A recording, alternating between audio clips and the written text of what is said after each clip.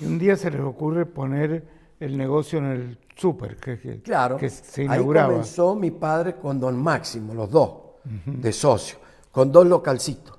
No había mesas, era muy pequeño y como las tabernas españolas, con los banquitos alrededor, nosotros del lado de adentro y servíamos y los atendíamos un vasito de manzanilla, cerveza, un vino.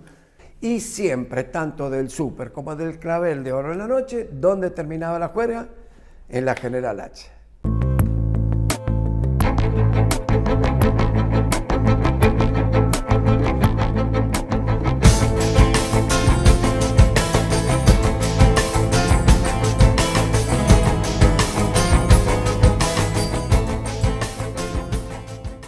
Éramos niños los dos, cuando el destino nos hizo vecinos en la calle General Hacha, casi frente al Olimpia. Y aunque cada uno siguió su camino, ese encuentro temprano fue quizás el primer motivo para un afecto y respeto compartidos durante muchas décadas. Entrevistar a Miguel tiene, pues, matices distintos a cualquier otra entrevista. En primer lugar, porque este escribidor puede dar fe de todo lo que dice.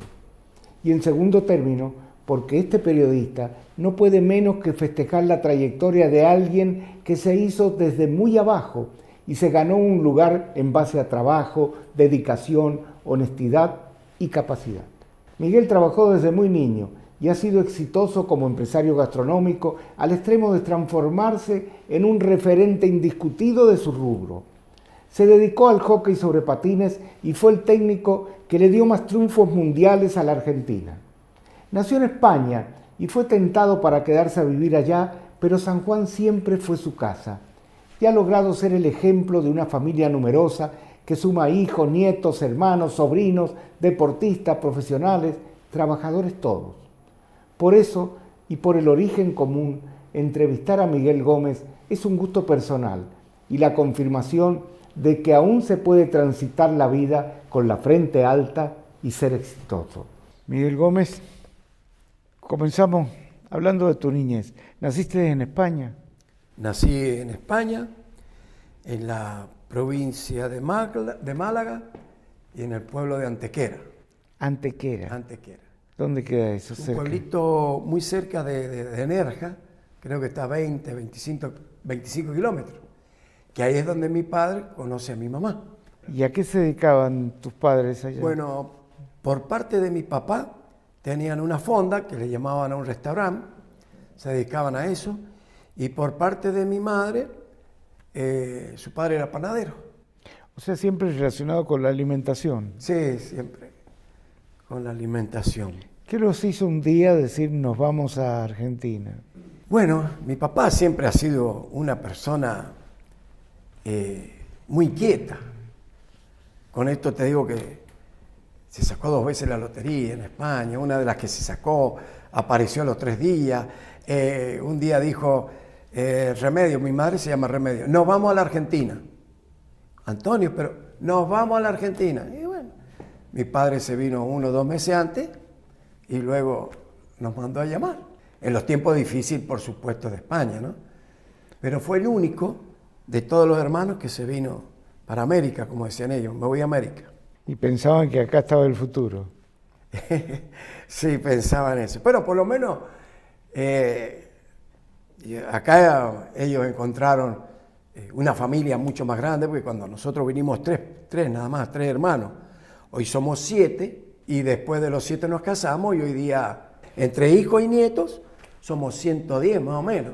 O sea que Argentina nos ha dado una familia espectacular. Bueno, ¿y con cuántos años viniste vos? 3, 4 años. En ese tiempo se viajaba en barco. El barco. El barco nuestro se llamaba el Cabo de Hornos, Sí. que es el nombre de la empresa que nosotros tenemos hoy. Pero hay anécdotas lindas porque lo que es la vida. Yo hace poco tiempo estuve trabajando 4 años en Santa Cruz de Tenerife y cuando nosotros salimos de Cádiz para América, como se decía, y mi padre también hizo puerto en Tenerife, donde yo estaba viviendo, y eso lo descubrí en los pasaportes. Y bueno, cuando estuvimos como 4 o 5 años en Tenerife ahí, comentábamos con mi mamá, ¿quién iba a decir que nosotros íbamos a estar acá? Bueno, Tenerife es vivir en una isla, Es ¿no? una isla. Lo único que por ahí incomoda, está alrededor de agua. Claro, es que fue vivir Todo agua. circunscrito, Bellísimo ¿no? todo. Los 4 climas en coche los recorremos en 2 o 3 horas.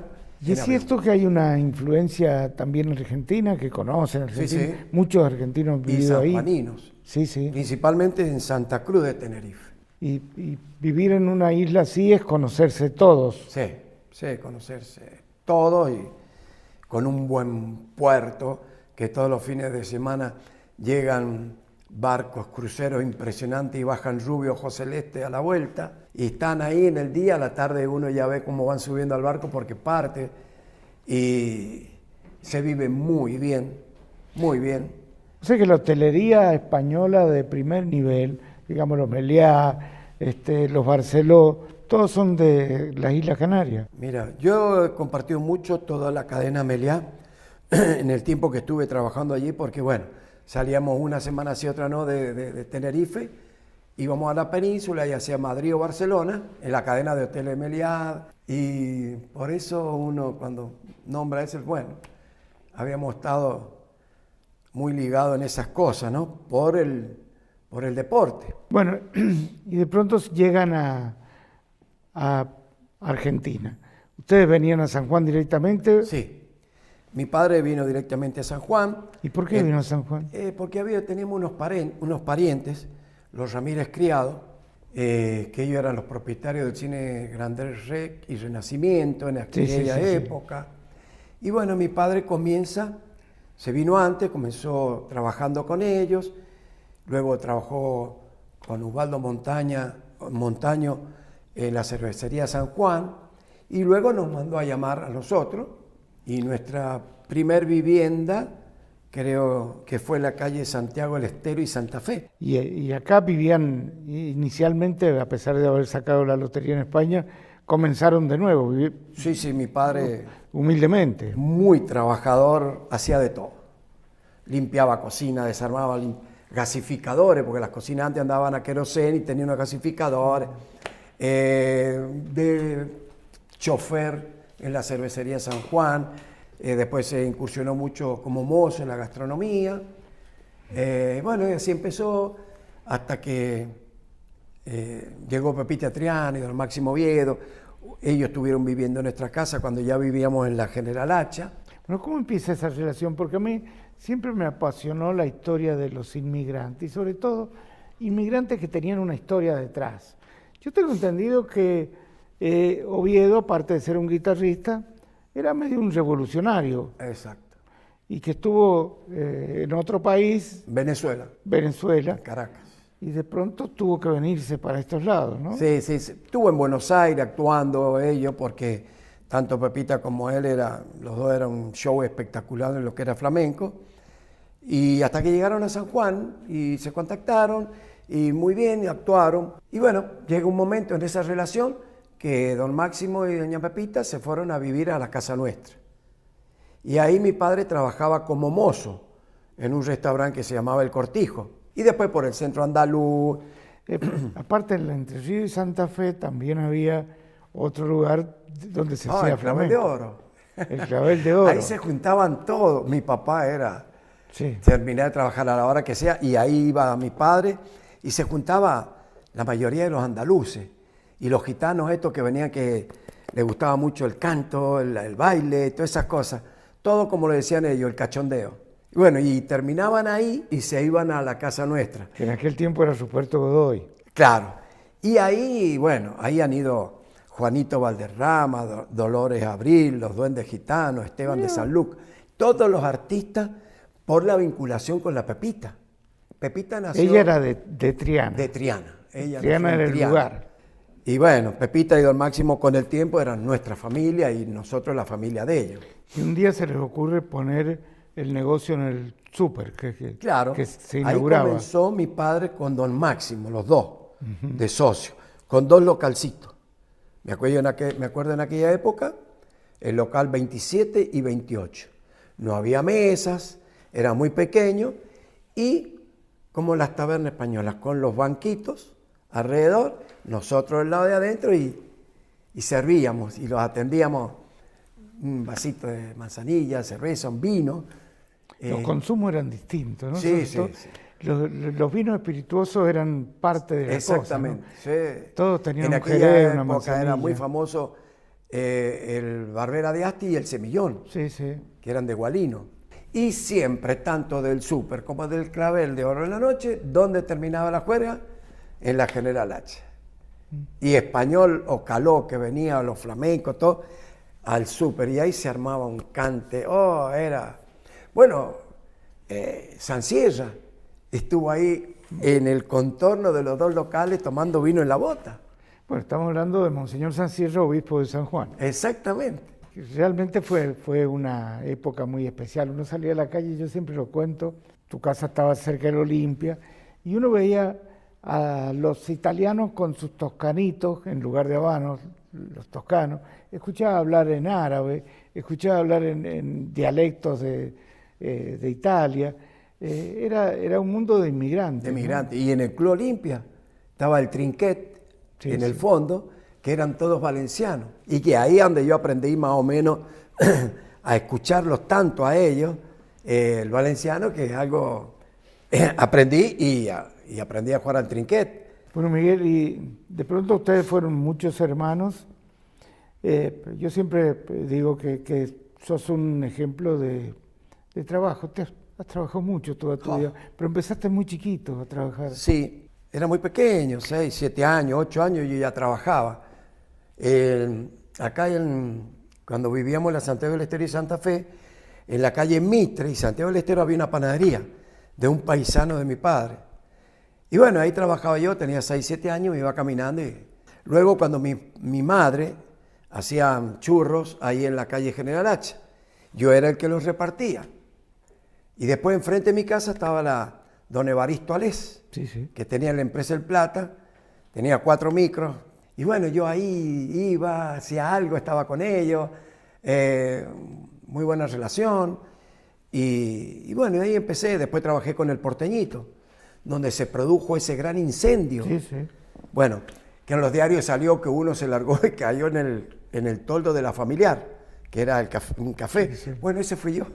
Ah, fuiste vos. Ese fui yo. ¿Te largaste por el incendio? Claro, salí por la ventana, con unos ventanales grandes, salí por ahí, había una cornisa, me subí, me largué ahí. Y eso era una víspera de Navidad, porque el mesón de todos los petardos y cohetes fue el que... Y yo trabajaba en el cotillón. No, me acuerdo que los Zambrisi también tenían el negocio que se les quemó. Exactamente. Y bueno, y después de ahí... Sí, pero cuando vos decís que se salía a repartir churros, primero tenemos que hablar, era la madrugada casi. Oh. Y Te voy a contar una historia.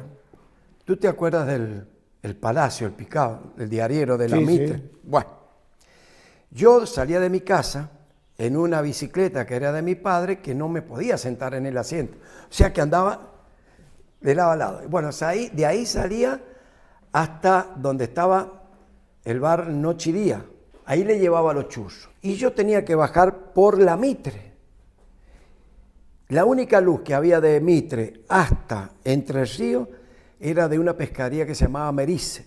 Y en aquella época se sacaba la basura en cajones.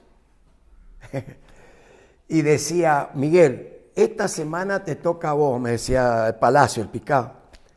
¿Y sabe qué es lo que era? Que yo en una o en 2 casas tenía que dar vuelta a la basura, cargar el cajón y prendíamos fuego y nos juntábamos, el que repartía churros, el del diario, todo ahí en la esquina. Porque de ahí me iba a la Charito y ahí dejaba los churros. Y de ahí, ¡pum!, otra vez a la casa. Y después le tocaba a otro, después a otro, pero... Bueno, pero era un trabajo de noche. Sí. Y con frío, y para un niño. Sí. Y nadie se murió por trabajar de niño. Ah, no, mamá, y estábamos sanitos. Hoy en día vinieron todas las leyes y no sé qué es lo que lograron. Sí, y de zapatilla y sin media, a lo que había. Y las zapatillas eran campeones. Y la nada más. campeona, y la campeona, exactamente. Bueno, y paralelamente a todo ese trabajo, enfrente tenías el Olimpia, El Olimpia. que no solo era trinquet, era también hockey. Era, sí, nuestra segunda casa, porque ahí era hockey y básquetbol. Y lindo que era un club de hockey, porque a mí me ha dado tantas satisfacciones, no tanto como jugador, pero en el otro ámbito muy bueno. tu historia debe ser pocos tipos que han logrado 6 títulos mundiales, ¿no? Sí. Ya vamos a llegar a la parte del hockey, ¿no? Del deporte. Pero quería seguir un poco con la gastronomía. Los años fueron pasando, tu padre se murió, quedaste vos y tu madre, te siguió trabajando hasta el final. Claro. Yo monté un restaurante Sí, que fue muy conocido acá en San Juan. Belgrano y Mendoza. Los Faroles. Los Faroles. Y el que me puso un eslogan muy bonito que yo tenía que decía, ole, ole con los faroles, fue Ronnie Vargas. Éramos muy amigos en aquella época y Ronnie estaba en el EB1 y bueno, y él me puso el eslogan de ole, ole con los faroles y ahí comenzamos con churros en la mañana. Bueno, yo de todo hice. Hasta que la misma clientela me llevó a un restaurante de mariscos y pescado. Y en esa cuadra vivía tu esposa. Al lado. Esa esquina era de mi suegro, hoy de mi señora. Bueno, la historia se va juntando, Se de va a pedazos, ¿no? sí, la historia. Y de pronto descubrí que los tiempos fueron pasando, ¿no? Sí. Muy duro para mí también el estudio. Yo terminé en la escuela Salvador María del Carril, Sí. ahí que terminamos la primaria y después estudié un añito en la Boero y después me fui a estudiar de noche en la Escuela de Comercio. Pues es que por ahí yo me pongo a hacer memoria. Nosotros veníamos de ahí cerca del Olimpia hasta la Escuela del Carril. A mí me habrán acompañado a la escuela en primer grado superior, pero después veníamos solos caminando sin problema. Sí, sí. Los chicos de hoy No. están en la secundaria y todavía los acompañan los padres, ¿no? Sí. Qué distinto era el San Es Juan muy de aquellos distinto. tiempos. Decimos distinto, pero creo que todo tiene un porqué. Estamos viendo cosas tan extrañas, Sí, sí. hay tantas tentaciones, las personas de mala fe, esos que aprovechan de los niños para llevarlos. Yo lo que me recuerdo de aquellas caminatas desde el Olimpia hasta el centro era que todavía era un San Juan de baldíos, un San Juan de vientos honda con mucha tierra Sí. y que en invierno mucho frío y los sabañones. Las orejas, que salía el sabañón y ahí donde apuntaban las maestras te dolía. Y los tincazos. Uy, los tincos, sí, exacto. Miguel, vamos a hacer acá un corte. Enseguida vamos a hablar del Miguel Gómez deportista. Elizabeth, ¿quién es Miguel Gómez? Bien. Lo primero que nos llama la atención en Miguel es que su dirección es levemente descendente. Esto es como si hubiera una línea imaginaria acá, por eso usamos una hoja en blanco. Al descender la línea nos está hablando de una persona que está cansada. ¿Cómo corroboramos eso? Porque existen lo que se llaman puntos innecesarios acá en la escritura, que son momentos en que la persona se asienta en el papel y descansa. Entonces en este momento Miguel está cansado físicamente. Sus letras P tienen una altura en lo que es zona superior que no es normal en las letras P. La letra P representa al padre. Entonces nos está hablando de una persona que está aferrada a ideas que este padre posiblemente inculcó en él y que está aferrado a él con mucha fuerza. Encontramos un margen izquierdo normal, porque tiene casi 2 centímetros, 2,5 centímetros. Eso nos posibilita alejarnos del pasado, de situaciones sin resolver y acercarnos hacia la derecha, que es el futuro, los proyectos, las metas.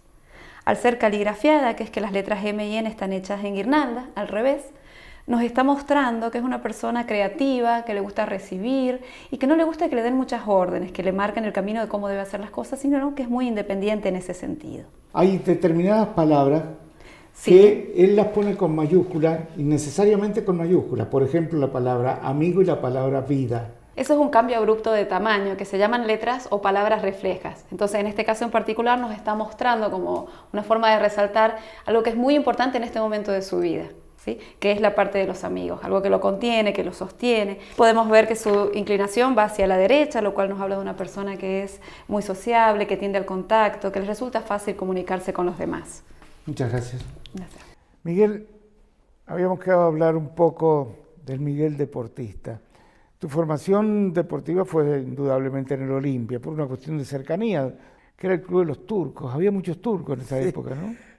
Los turcos y los valencianos en el fondo, En el fondo, los del sí. Trinquet. Y el trinqué era por plata, ¿no? Sí. Corría mucha plata. Yo era asiduo permanente y veía a Valenciano que en un momento se enojaba, sacaba la billetera y la tiraban ahí y se lo jugaban, todo, gente de mucho dinero, viñateros, bodegueros, que era la mayoría de toda colonia valenciana. Vos sabés que mi abuelo, valenciano, es el que hacía los guantes de trinquete y los vendía. Sí, yo tengo un guante y una pelota de trinquete. Bueno, ese guante de trinquete, él pedía los zapatos viejos y en base a eso hacía el guante de trinquete.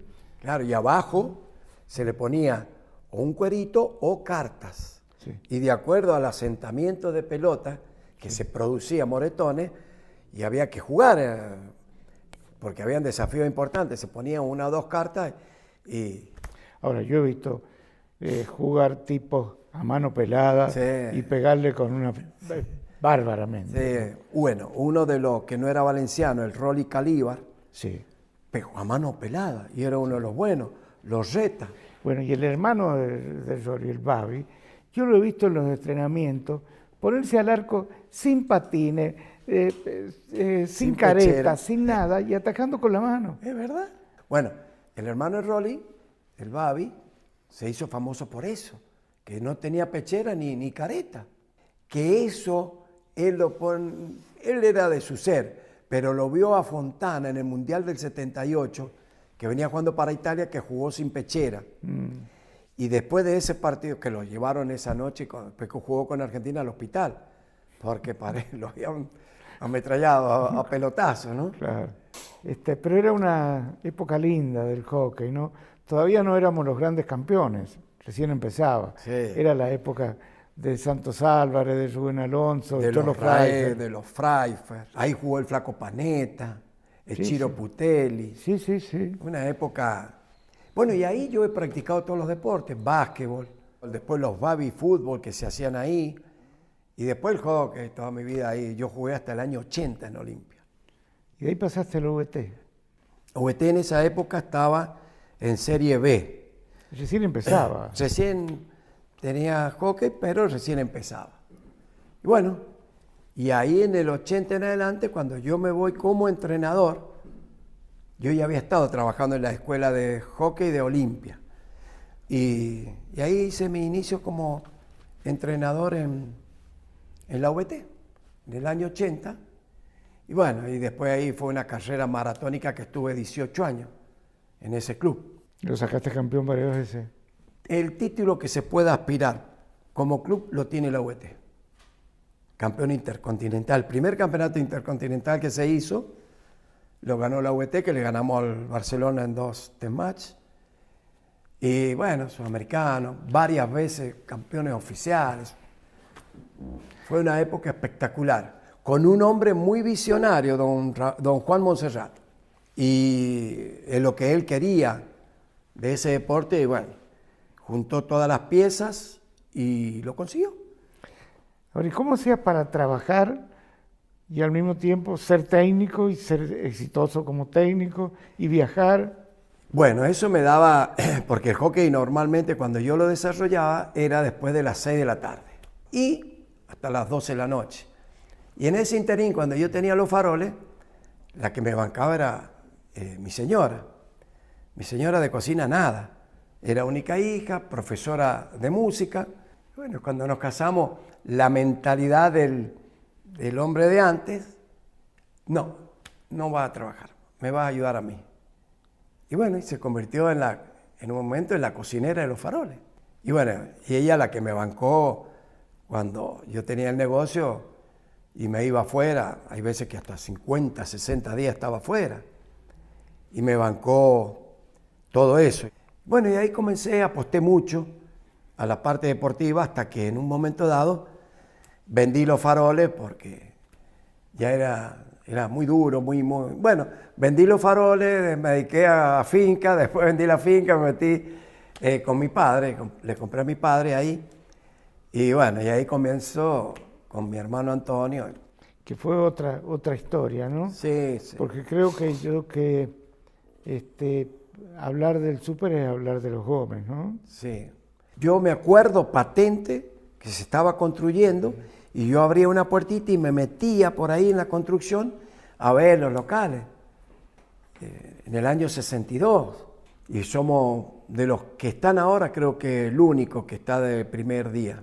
Sí, estaban los galeranos, pero ya... Claro, ya no dejaron, están más. Y estaba Luxan, que era... Luxan, Sí, Café do Brasil. el Café do Brasil. No, era muy importante. Sí, súper. fue un centro en ese momento muy importante, era el primero de San Juan. Pero aparte siempre fue una especie de templo de reunión donde venía gente de cualquier lugar y uno con orgullo lo llevaba al súper. Al súper. Y yo creo que sigue siendo parte Hoy así. actualmente en mi negocio, Juan Carlos, veo cosas que a mí mismo me llaman la atención. Queremos ir a comer al súper. Creo que Esteban Burri, que era de Cultura, Sí, sí. vino a San Juan y él dijo, quiero ir a comer al súper. Y el hijo de Horacio Lucero, que estaba encargado de la logística para dónde tenía que ir a comer, y bueno, fue. Y la custodia decía, ¿dónde va a ir? ¿Dónde va a ir? Bueno, va a ir al súper. Bueno, Burrich llegó antes que la custodia al negocio. Le habíamos preparado se puso un delantal. Bueno, como él, vienen los de TC 2000, Sí, Darío sí. Vittori, vienen cada Sí, personaje. Palito Ortega. lo tuviste Palito ahí. Ortega. Sí, Bueno, y no, nosotros en el súper. Sí. Y muchas veces, hace poquito un cliente dice, don Gómez, venga, mire, yo estos mariscos no los como ni en Mar del Plata. ¿Dónde los traen? Mire, usted porque no conoce las playas de Chihualasto, le digo ahí.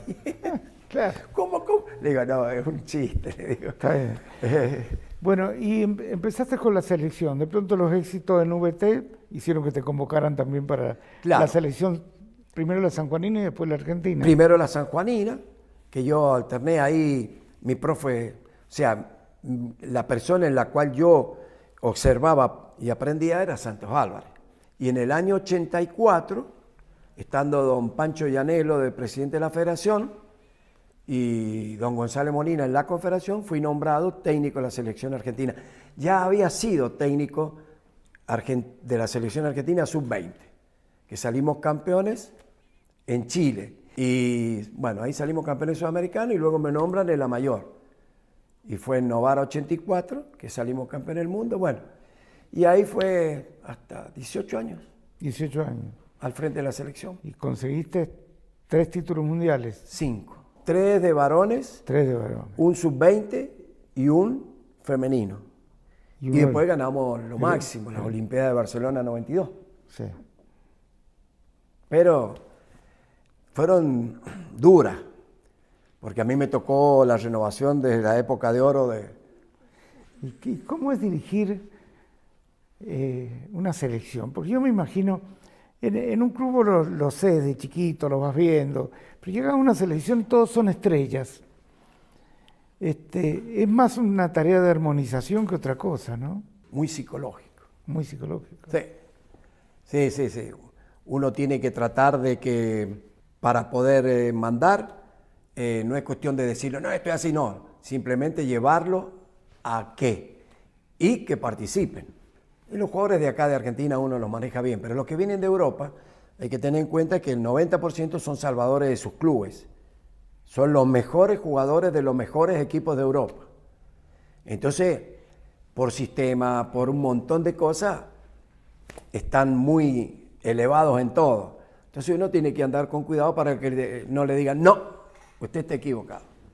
Entonces hay que ir con mucho cuidado, manejando y llevándolo a lo que uno quiere, que siempre mi forma de trabajar era el objetivo.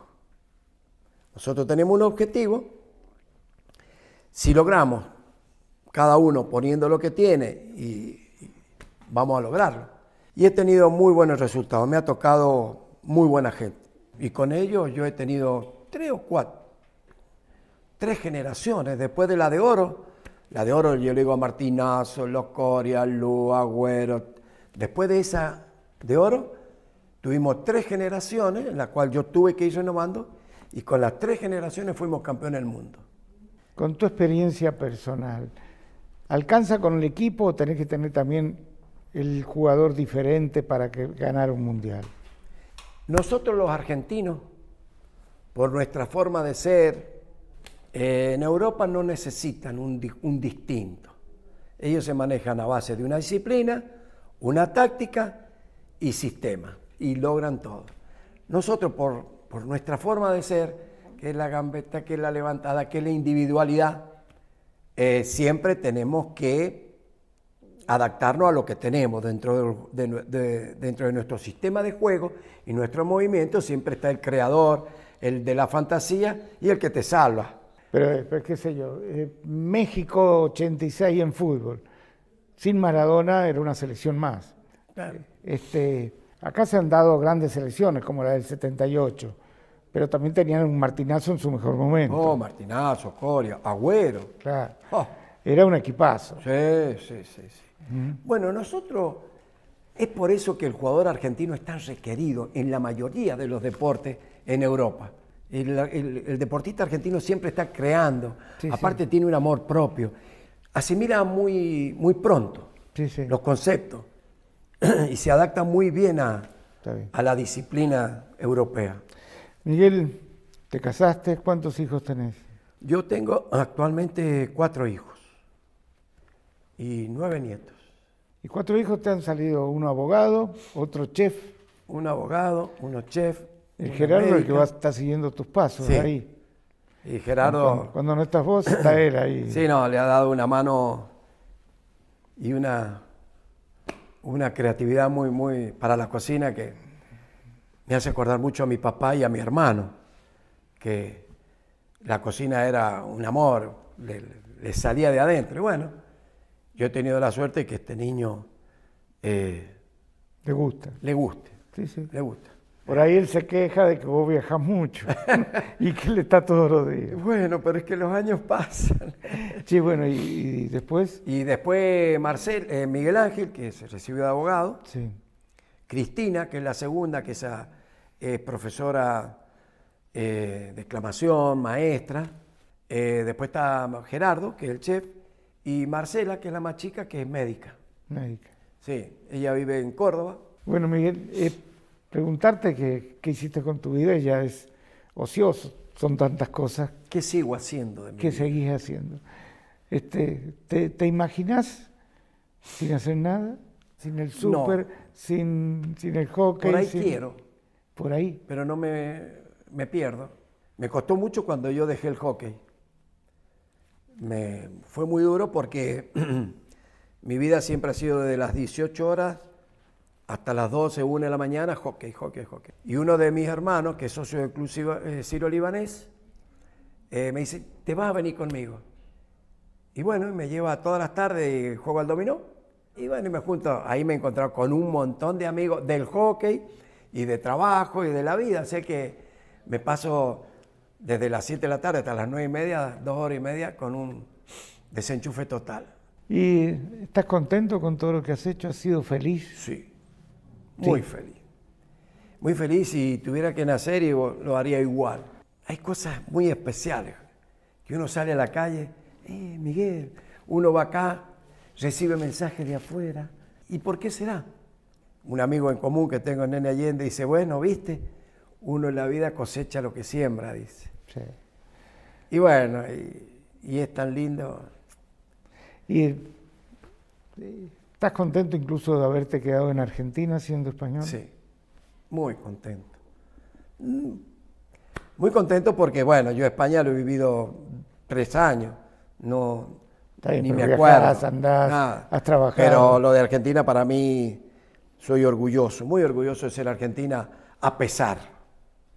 Pero orgulloso porque tengo una familia maravillosa, que es uno de mis orgullos más grandes, siempre haber formado una familia como yo quería.